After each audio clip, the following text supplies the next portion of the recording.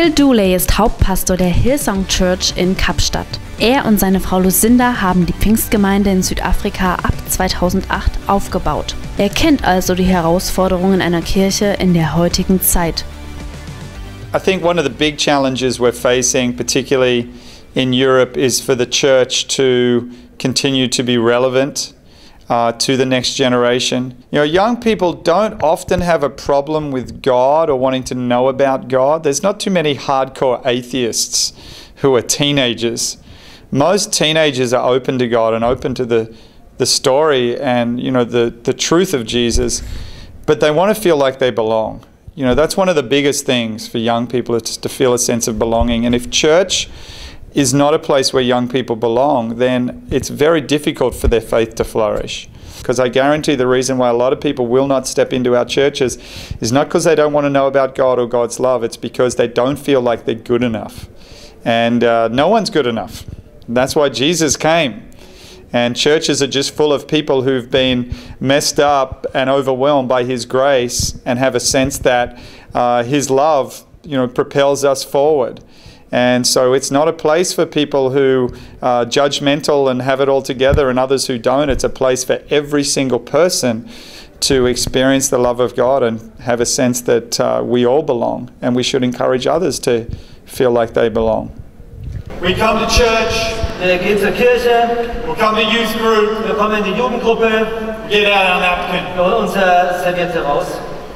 We put it on. Wir legen sie an. We say, all right, Wir sagen, okay, what are you going to feed me today? was gibst du mir heute zu essen? How good's the music going to be today? Wie gut wird die Musik heute sein? How good's the speaker going to be Wie today? gut wird der Redner heute sein? Is anything good going to happen here? Wird heute hier irgendwas Gutes passieren? What are you going to feed me? Was gibst du mir heute zu essen? I'm bored. Du wirst langweilig. But I believe God is looking for people Aber ich glaube, Gott sucht Menschen, who aren't saying, what are you going to give die me? nicht sagen, was kannst du mir geben? And they'll put it over their arm. Sie legen sie über ihren Arm And they'll say, und sie sagen, who can I serve today? wem kann ich heute dienen? Who can I give to today? Wem kann ich heute dienen? Bevor er nach Südafrika kam, war er Jugendpastor bei Hillsong United in Sydney. Er empfiehlt, Jugendbibel-Stunden spannend zu gestalten. We would go for a surf. I would take young guys for a surf with my friend Seiner in his van. But on the way to the surf, we would talk about, hey, what you been reading in the Bible? So it's not like it's, okay, let's all sit down, Bible study time now. It's like we're going for a surf and we're just talking about the Bible.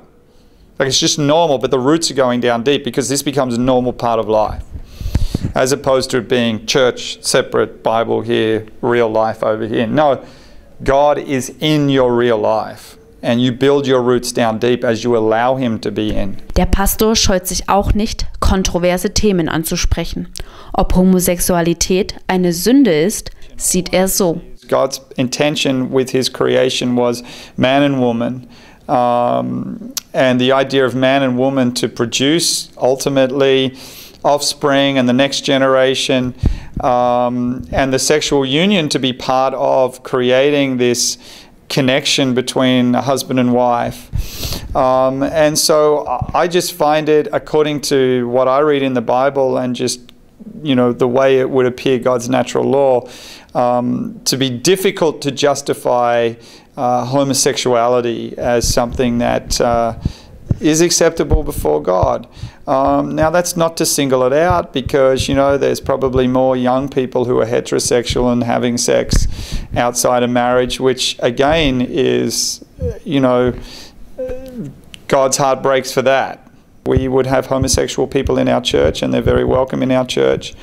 And I would say to any one of them, as I would say to a single guy or a single girl, hey, if you're having sex heterosexually or homosexually outside of marriage, you're hurting God. And you're hurting God's plan and God's very best for you.